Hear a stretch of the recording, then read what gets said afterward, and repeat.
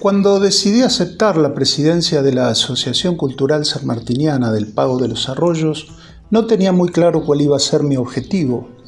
Sin embargo, la respuesta estaba allí. Me llamaba desde los oscuros pasillos, detrás de cada reja, de cada muro, y tomé el desafío. Debía enfocarme en el sistema carcelario y desde allí iniciar este camino que a veces parece incierto. Aquí va una pequeña muestra que lo justifica. Estudiar a ese San Martín que pocos conocen, precursor del artículo 18 de nuestra Constitución, partiendo de la base de que el libertador San Martín fue prisionero de guerra en 2 ocasiones durante su juventud, lo que parece haberlo marcado profundamente a juzgar por su trato posterior hacia los vencidos y capturados, pues les perdonó la vida a pesar de que debía fusilarlos a los tomados en San Lorenzo. Lejos de actuar con venganza o crueldad, su conducta estuvo guiada por principios de humanidad y justicia, lo que se manifestó tanto en su carrera militar en América como en su breve pero significativo paso por el gobierno del Perú, donde impulsó reformas pioneras en el trato de los reos y en el sistema penitenciario, lo cual era una rareza hasta ese momento.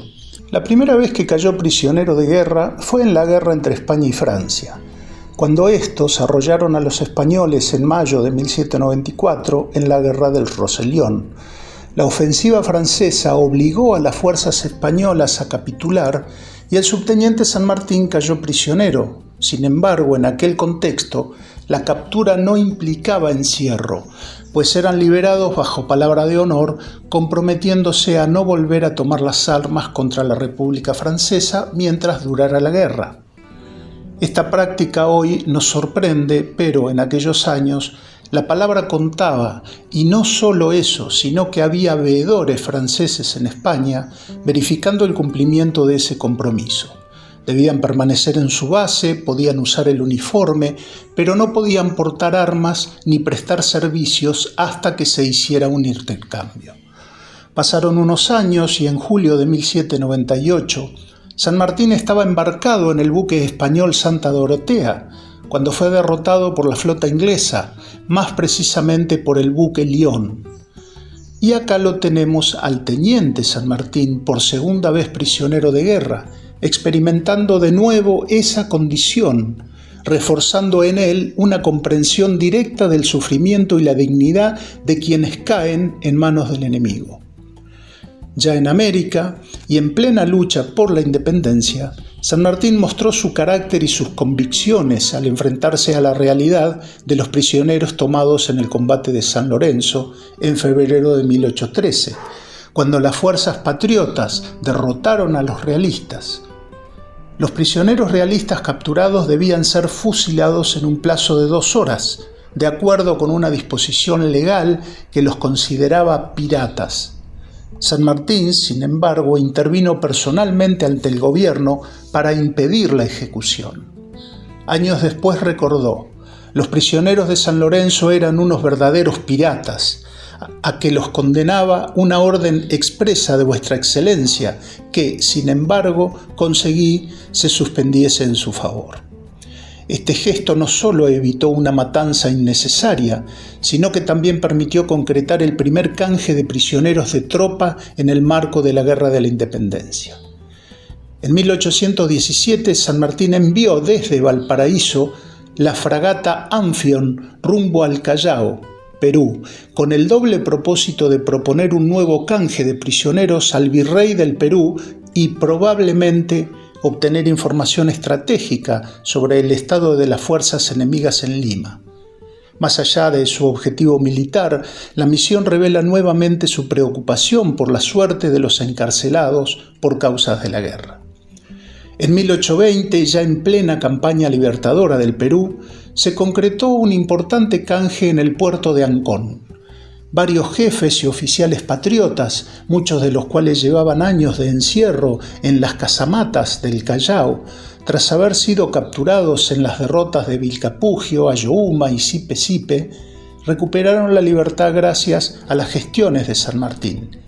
Este hecho se encuentra corroborado por un documento enviado a San Martín por el virrey de la Pezuela del 15 de noviembre de 1820, emitido en Lima, donde le manifestó: «Los que se han puesto a la orden de su comisionado don Eugenio Necochea, he cumplido mi oferta de libertar a todos los existentes en mi poder, a excepción de 9 que con mayor amplitud y con doble socorro diario quedan en el depósito del Callao, porque así lo han dictado ciertas insinuaciones públicas».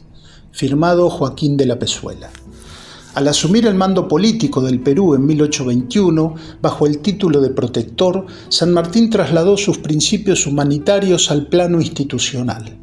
Uno de sus actos de gobierno fue intervenir en el sistema carcelario, hasta entonces caracterizado por la brutalidad y el abandono. Mandó demoler los calabozos y subterráneos, conocidos como infiernillos, donde se torturaba o dejaba morir a los prisioneros. Prohibió las penas corporales y otros actos de barbarie, sentando las bases de un sistema penal más digno y justo. A los días de instalada la alta corte, San Martín quiso descender en compañía de fiscales, abogados, jueces, en los infiernillos que servían de cárceles y donde morían desesperados los reos. Observó el infiernillo de la pescadería y de la cárcel de la ciudad. Los reos se le acercaban en demanda de justicia. El protector escuchaba las quejas para dar órdenes en servicio de la humanidad desgraciada. San Martín fue el fundador de la institución de la visita de cárceles. Fue una forma de que los jueces contemplaran la realidad trágica de los presidios. Todo esto ocurría hace más de 200 años atrás, como se puede ver en la publicación aparecida en la Gaceta, que informa y corrobora lo anterior. La noticia termina diciendo que las leyes de un pueblo libre pueden algunas veces ser severas, pero jamás crueles. Casi un mes después de la noticia anterior, se reglamentó el sistema, y de aquí cabe resaltar unas palabras que respiran y salpican de humanidad.